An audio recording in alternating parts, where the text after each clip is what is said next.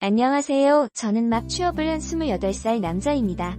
어릴 적부터 경제적 여건이 좋지 않았던지라 저는 빨리 취업을 하고 싶었는데요. 그래서 학교 휴학도 딱 1년만 하고 바로 졸업을 했고 취업 준비 2년차에 한 회사에 합격을 하게 되었어요. 취업을 하고 나선 회사에 적응을 하고 돈 버는 직장인 생활을 즐기느라 자기 개발을 좀 게을리했던 것 같습니다. 어느새 같이 입사한 동기들은 운동이며 영어 공부며 자격증이며 미래를 위해 여러 준비를 하더라고요. 저도 이제 회사 생활도 적응했겠다, 뭔가 준비를 해야겠다 싶었습니다. 뭘 공부할까 고민하다가 요즘 영어보단 중국어가 뜨는 추세라 중국어를 배워야겠다 결심했어요. 그런데 회사를 마치고 어디 가는 게 피곤하고 부담스러웠습니다. 직장인들 커뮤니티에 알아보니 구몬학습, 빨간펜처럼 방문학습도 많이 이용한다고 하더라고요. 처음엔 의아했습니다. 초등학생 때나 했던 구몬학습, 빨간펜 이런 것들을 성인이 한다고? 그래서 여기저기 알아보니 퇴근하고 피곤한 직장인들이 자기계발을 하기 위해 방문학습 신청을 한다고 합니다. 저는 성인이 돼서 하는 게 좀 부끄럽긴 했지만 동기들보다 뒤처질까봐 두려운 마음에 신청을 했습니다.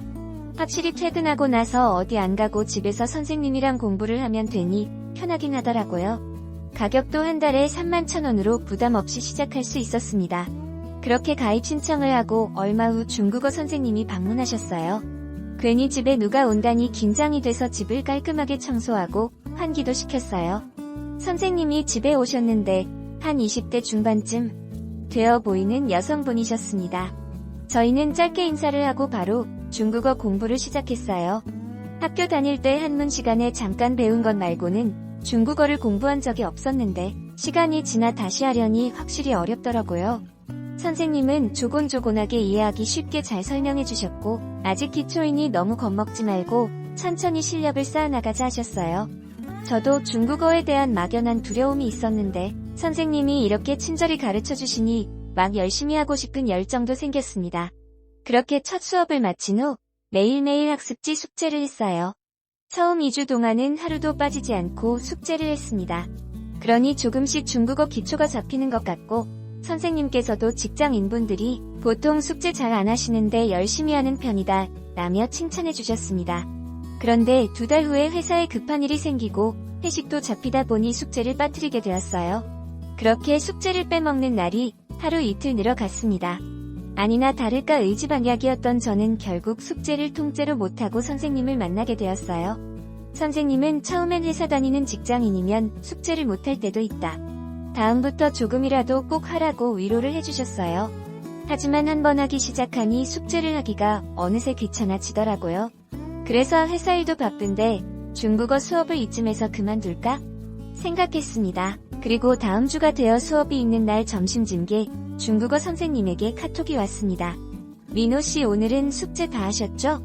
저는 오늘 숙제를 못해서 답장하기가 부끄러웠어요. 아니요, 오늘도 못했습니다. 죄송해요 라고 하니 잠깐이라도 짬내서 하는 게 중요하다고 조금이라도 해보라고 하더라고요. 그리고 저녁 수업 시간이 돼서 선생님이 집에 오셨습니다. 저는 숙제를 안 한 게 괜히 민망해서 저녁 안 드셨으면 뭐 좀 드실래요?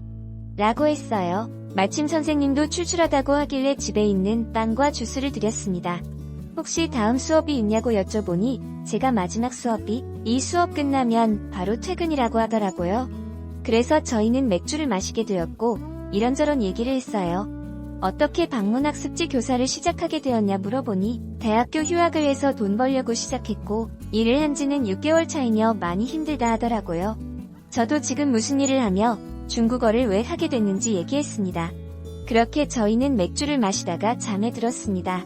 저도 금요일 밤에 술을 마셔서 그런지 정신없이 잔 것 같아요. 일어났을 때 선생님은 집에 없었습니다. 해장을 하고 있었는데 핸드폰으로 한 통의 연락이 왔습니다. 바로 선생님이었어요. 선생님의 첫 마디는 어제 저한테 왜 그러셨어요? 라고 하는 겁니다. 저는 무슨 소리냐고 물어보니 제가 어제 술 먹고 선생님께 강제로 스킨십을 했다 하더라고요. 깜짝 놀랐습니다. 저는 어제 술 먹고 쓰러져 잔 기억밖에 없거든요. 그리고 선생님은 자기 경찰서에 가서 성추행으로 나를 신고할 예정이다며 저에게 돈을 요구했습니다. 합의금으로 500만 원만 주면 없던 일로 하겠다 하더라고요. 저는 너무 당황스러워 갑자기 무슨 일이냐 하며 잠시 진정해라고 했습니다. 제가 잠시 생각에 빠져 고민하는 사이 카톡으로 계속 협박을 하더라고요. 어제 있었던 일 회사에도 공개할 거다. 여자로서 수치심 느꼈다. 고소할 테니 준비해라면서 저에게 단단히 겁을 줬습니다. 저는 고민 중에 예전에 집에 혹시 도둑이 들지 않을까 해서 설치해뒀던 CCTV를 체크해봤습니다. 확인해보니 저희는 술을 마시고 저는 피곤해서 그냥 자고 선생님은 집을 나갔더라고요.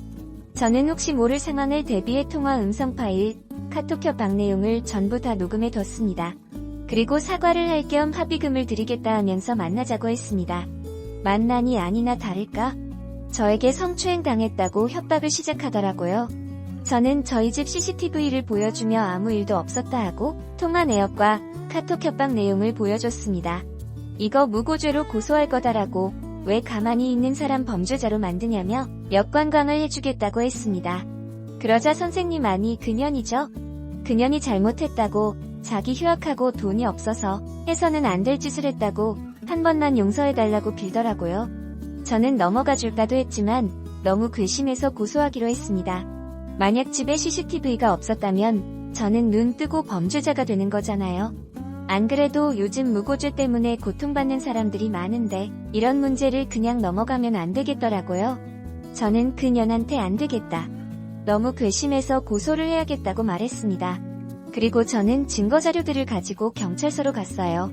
경찰서에서는 제 증거가 명확히 있으니 여성분을 무고죄로 입건 가능하다고 했습니다. 제가 합의를 안 하면 처벌을 받게 할 수 있고 여성분과 합의가 되면 합의금을 받고 끝날 수 있다 하더라고요. 저는 그년에게 경찰서에서 이렇게 말한다 어떻게 할 거냐 물어봤습니다. 그러자 그녀는 잘못했다고 싹싹 빌면서 정말 큰 실수했다고 한 번만 봐달라고 하더라고요. 그리곤 합의금을 드릴 돈은 없고 가능하면 자기가 몸으로 떼워서라도 합의금을 주겠다고 합니다. 나는 합의를 안 해줄 생각인데 몸으로 어떻게 떼울 거냐고 물어보니 자기랑 한 번 할 때마다 20만원씩 차감해주는 걸로 합의금을 갚으면 안 되겠냐고 합니다. 합의금을 500만원 정도 생각했는데 20만원이면 25번을 하는 금액이더라고요. 사실 그 선생님이 좀 어리고 예쁜 편이긴 했거든요. 저는 고민 끝에 고소를 하려다가 몸으로 떼우는 걸로 합의금을 받기로 했습니다. 혹시나 불상사를 방지하기 위해 각서도 썼어요. 자기가 무고죄로 입건될 뻔했으나 몸으로 떼우는 조건으로 저랑 잠자리를 하겠다고요. 그렇게 각서까지 받고 저는 그 선생님과 즐기기 시작했습니다. 근데 웬걸 어린데도 불구하고 스킬이 장난이 아니었습니다. 저도 여자친구를 많이 만나본 건 아니지만 제가 여태까지 겪어보지 못한 걸 경험했어요. 한 번의 거래만에 고소 안 하길 잘했다고 느꼈습니다. 그렇게 저희는 중국어 수업을 할 때마다 2, 3번씩 좋은 시간을 가졌습니다. 여자친구도 없던 터라 저는 오히려 좋았습니다. 일주일에 한 번씩 중국어 수업도 하고 다른 좋은 수업도 하고 별탈없이 지냈어요. 가만 보니 선생님은 오히려 그걸 즐기는 것 같더라고요. 이거 내가 손해인 거 아닌가 싶었습니다. 아무튼 저는 중국어 공부도 열심히 해서 급수도 땄습니다. 선생님도 진심으로 기뻐해 주더라고요. 그리고 어느샌가 우리들의 관계를 마치 연인처럼 되었습니다. 카운트를 해보니 한 15번 정도 했더라고요. 그리고 제 마음속엔 스물스물 선생님을 향한 진심이 피어났습니다. 저도 어쩌다 제 마음이 이렇게 됐는지 모르겠어요. 중국어 선생님으로 만나서 고소까지 하려고 했던 사람인데 이제는 진심으로 호감이 가고 좋아하는 사람이 되었습니다. 미운정 고운정 드는 게 이렇게 무서운 건가 봅니다. 이런 생각이 들고 저는 한참 고민을 한 후 진지하게 만나봐야겠다고 느꼈어요. 이미 연인관계처럼 지내긴 했지만 말이죠. 다음 수업 시간이 되었을 때 수업을 마치고 저희는 관계를 가지려 했습니다. 그때 딱 말했어요. 이제 각서 찢어버리고 카운트하지 말자고. 그냥 우리 서로 진지하게 만나보자고 말이죠. 그러니 선생님도 자기도 어느샌가 저에 대한 진심이 생겼고 비록 안 좋은 관계로 시작되긴 했지만 진지하게 만나고 싶다고 하더라고요. 저는 선생님의 진심을 듣고 각서를 찢어버렸습니다. 그리고 저희는 정식으로 사귀게 되었어요. 시간이 지난 후 여자친구는 학습지를 그만두고 학교에 복학했습니다.